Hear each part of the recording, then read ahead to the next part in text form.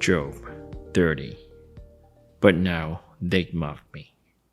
Men younger than I, whose fathers I would have disdained to put with my sheepdogs. Of what use was the strength of their hands to me, since their vigor had gone from them, haggard from want and hunger? They roamed the parched land, in desolate wastelands at night. In the brush they gathered salt herbs, and their food was the root of the broom bush. They were banished from human society, shouted at as if they were thieves. They were forced to live in the dry stream beds, among the rocks and in holes in the ground. They brayed among the bushes and huddled in the undergrowth, a base and nameless brood. They were driven out of the land. And now those young men mock me in song. I have become byword among them. They detest me and keep their distance. They do not hesitate to spit in my face. Now that God has unstrung my bow and afflicted me, they throw off restraint in my presence. They break up my road. They succeed in destroying me. No one can help him, they say. They advance as through a gaping breach. Amid the ruins they come rolling in. Terrors overwhelm me. My dignity is driven away as by the wind. My safety vanishes like a cloud. And now my life ebbs away. Days of suffering grip me. Night pierces my bones. My gnawing pains never get rest. In his great power, God becomes like clothing to me. He binds me like the neck of my garment. He throws me into the mud, and I am reduced to dust and ashes. I cry out to you, God, but you do not answer. I stand up, but you merely look at me. You turn on me ruthlessly. With the might of your hand, you attack me. You snatch me up and drive me before the wind. You toss me about in the storm. I know you will bring me down to death, to the place appointed for all the living. Surely no one lays a hand on the broken man when he cries out for help in his distress. Have I not wept for those in trouble? Has not my soul grieved for the poor? Yet when I hoped for good, evil came. When I looked for light, then came darkness. The churning inside me never stops. Days of suffering comfort me.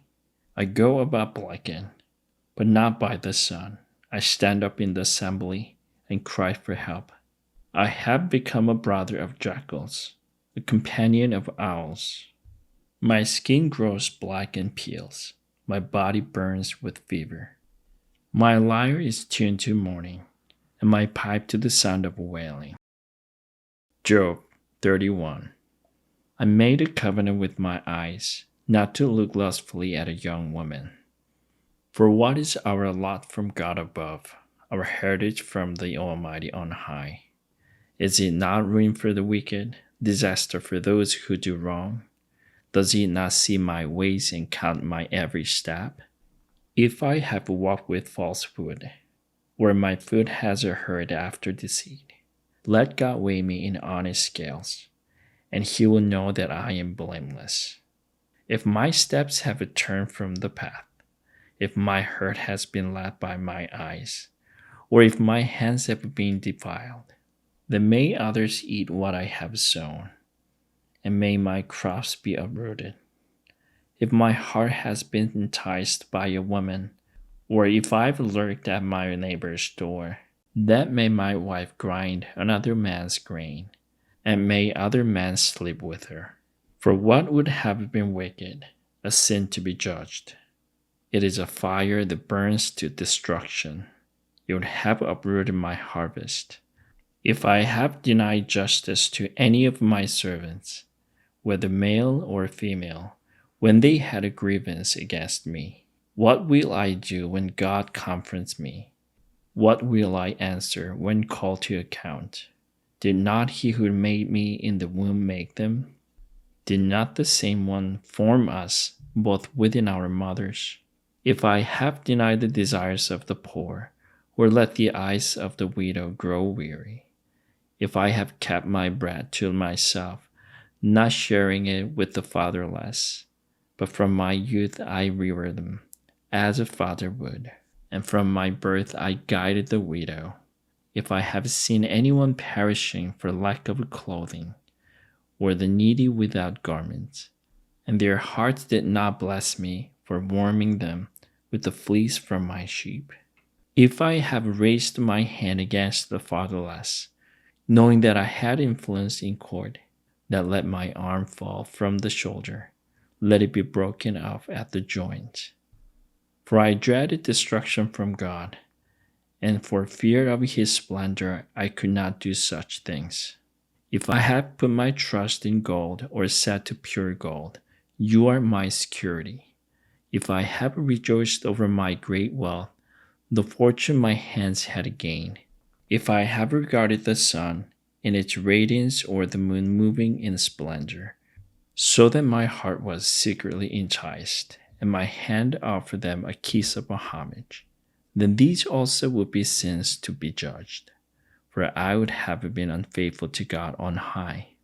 If I have rejoiced at my enemy's misfortune, or gloated over the trouble that came to him, I have not allowed my mouth to sin by invoking a curse against their life.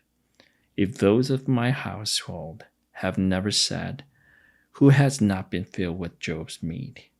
But no stranger had to spend the night in the street, for my door was always open to the traveler.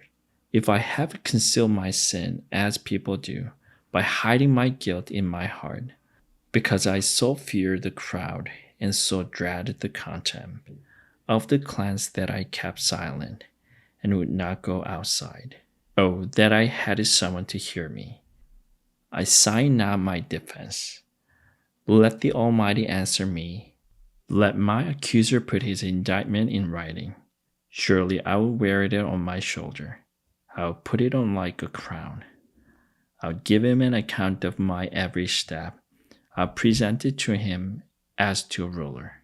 If my land cries out against me, and all its furrows are wet with tears, if I have devoured its ill without payment, or broken the spirit of its tenants, then let briars come up instead of wheat, and stingweed instead of barley. The words of Job are ended. Amen.